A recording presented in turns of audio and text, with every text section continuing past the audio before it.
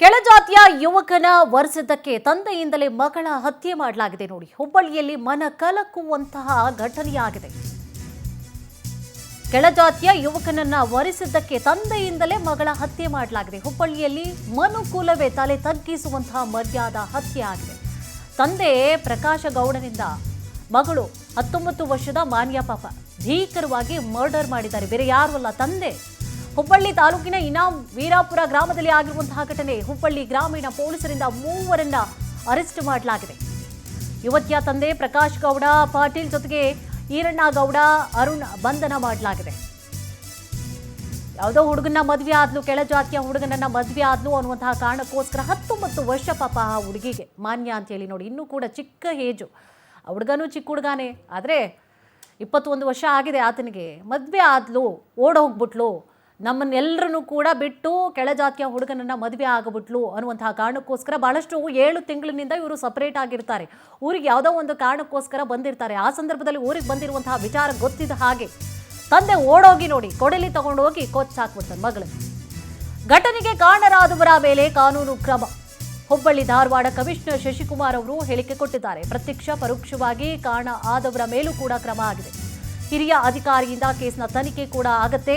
Hubballi Dharwad commissioner Shashikumar ಅವರು ಹೇಳಿಕೆ ಕೊಟ್ಟಿದ್ದಾರೆ. ಗರ್ಭಿಣಿ ಪಾಪ ಮಹಿಳೆ, ಆಕೆ ಏನಿದ್ಲು 19 ವರ್ಷದ ಮಾನ್ಯ ಗರ್ಭಿಣಿಯಾಗಿರ್ತಾಳೆ. ಗರ್ಭಿಣಿ ಅನ್ನೋದನ್ನು ಕೂಡ ಲೆಕ್ಕ ಮಾಡಲ್ಲ.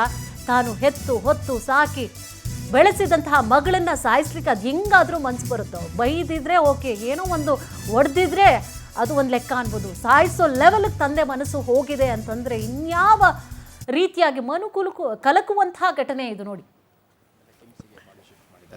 ಹುಬ್ಬಳ್ಳಿ ಘಟನೆಯಲ್ಲಿ ಮಾನ್ಯ ಅಂತ ಒಂದು ಹುಡುಗಿ ಸೇರಿದಂತೆ ಇನ್ನೂ ಕೆಲವರಿಗೆ ಮಾನ್ಯರ ತಂದೆ ಮತ್ತು ಅವರ ಮನೆ ಕಡೆಯವರು ಹಲ್ಲೆ ಮಾಡಿದ್ದಾರೆ.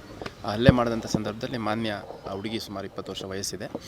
ಆಕೆಗೆ ಸುಮಾರು 6-7 ತಿಂಗಳ ಹಿಂದೆ ಅಂದರೆ ಮೇ 2025ರಲ್ಲಿ ಅದೇ ಗ್ರಾಮದ ಒಬ್ಬ ಹುಡುಗನ ಜೊತೆ ಮದುವೆ ಆಗಿತ್ತು. ಗಂಡನ ಮನೆಯಲ್ಲೇ ಆಕೆ ವಾಸ ಮಾಡ್ತಾಯಿದ್ಲು. ಆ ಹಲ್ಲೆ ಆದ ನಂತರ ಹುಬ್ಬಳ್ಳಿಯಲ್ಲಿರುವಂಥ ವಿವೇಕಾನಂದ ಹಾಸ್ಪಿಟ್ಲಿಗೆ ತೊಗೊಂಬಂದಾಗ ಸಂಜೆ ರಾತ್ರಿ 9:15 ಆಕೆ ಪ್ರಾಣ ಹೋಗಿದೆ. ಅದಾದಮೇಲೆ ಕಿಮ್ಸಿಗೆ ಬಾಡಿ ಶಿಫ್ಟ್ ಮಾಡಿದ್ದಾರೆ. ಹುಬ್ಬಳ್ಳಿ ಗ್ರಾಮೀಣ ಪೊಲೀಸ್ ಠಾಣೆಯಲ್ಲಿ ನಮ್ಮ SP ಅವರು ಪ್ರಕರಣ ದಾಖಲು ಮಾಡ್ಕೊಂಡಿದ್ದಾರೆ. ಮತ್ತು ಈಗಾಗಲೇ ಈ ಒಂದು ಕೃತ್ಯದಲ್ಲಿ ಭಾಗಿಯಾಗಿರೋ ಒಟ್ಟು 3 ಜನರನ್ನು ಅರೆಸ್ಟ್ ಮಾಡಿದ್ದಾರೆ. ಇನ್ನೂ ಭಾಳಷ್ಟು ಜನರನ್ನು ಅರೆಸ್ಟ್ ಮಾಡುವಂಥ ಪ್ರೋಸೆಸ್ಸಲ್ಲಿದ್ದಾರೆ. ಇದರಲ್ಲಿ ಕೆಲವರು ಇಂಜೂರ್ ಆಗಿದ್ದರು. ಅವ್ರನ್ನ ವಿವೇಕಾನಂದ ಹಾಸ್ಪಿಟ್ಲಲ್ಲೇ ಟ್ರೀಟ್ಮೆಂಟ್ ಪಡ್ಕೋತಾ ಇದ್ದಾರೆ. ಈಗ ಸದ್ಯ ಇನ್ಕ್ವೆಸ್ಟ್ ನಡೀತಾ ಇದೆ, ಶವ ಪಂಚನಾಮೆ ನಡೀತಾ ಇದೆ. ಇದಾದಮೇಲೆ ಪೋಸ್ಟ್ ಮಾರ್ಟಮ್ ಮುಗಿಸ್ಕೊಂಡು ಇನಾಮ್ ವೀರಾಪುರ ಇದೇ ಗ್ರಾಮದಲ್ಲಿ ಯಾರು ಆ ಹುಡುಗಿ ಮತ್ತು ಹುಡುಗನ ಗಂಡನ ಮನೆ ಇದೆ, ಅದೇ ಊರಲ್ಲಿ ಅಂತಿಮ ಕ್ರಿಯೆಯನ್ನು ಮಾಡಲಿದ್ದಾರೆ.